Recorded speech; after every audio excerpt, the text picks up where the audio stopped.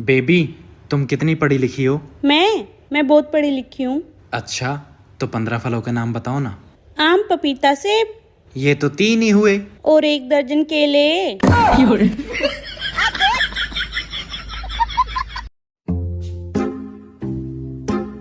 क्या बात है, आज सासू माँ ना कुछ बोल रही है, ना बात कर रही है, ना लड़ रही है।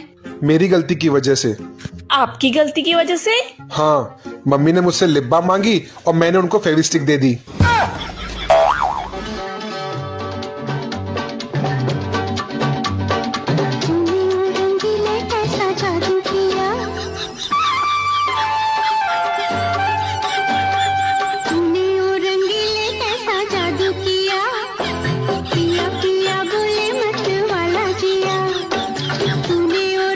देवर जी, सोफे के नीचे हाथ डालना एक बार। लो डाल दियो। अब निकाल लो। लो निकाल दियो। एक बार फिर से डालना। लो डाल दियो। मम्मी, आप तो कह रही थी सोफे के नीचे सांप है।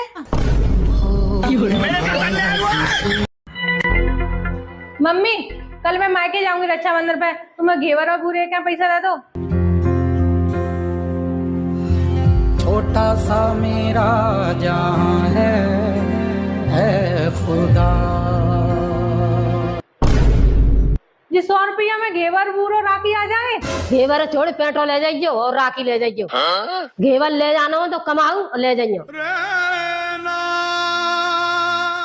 अच्छा सुने, और ले पैसा। ज्यादा खुश मत हो, कल हूँ जाऊंगा पे मार के 5 किलो भूरो ले आइयो, 2.5 किलो घेवर ले आइयो, बढ़िया घेवर ले आइयो, 7 से 8 रुपया किलो और बढ़िया ही राखी ले आइयो।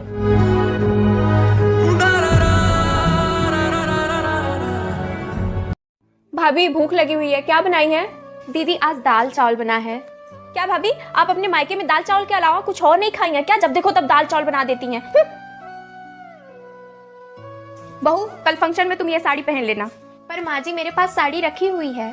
हाँ पता है, तुम्हारे पास वही सस्ती वाली साड़ी पड़ी हुई है। कल मेरी सहेलियां भी आएंगी और मैं नहीं चाहती हूँ कि मेरी बेइज्जती हो। हमारे स्टैंडर्ड की कोई ढंग की साड़ी तुम्हारे मायके से तो मिली नहीं है। जो दे रहे हैं चुपचाप वही पहन लेना। ये तो सही बात है दीदी, बहू कभी बेटी नहीं बन सकती है।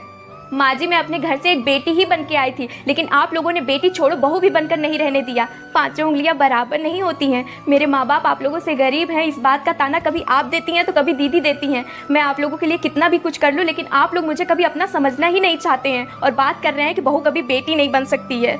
जरा सोच समझ के करिएगा बिटिया का ब्याह। ये लुटेरों का मुल्क है, यहाँ बेटे की कीमत करोड़ों और बहू की जान।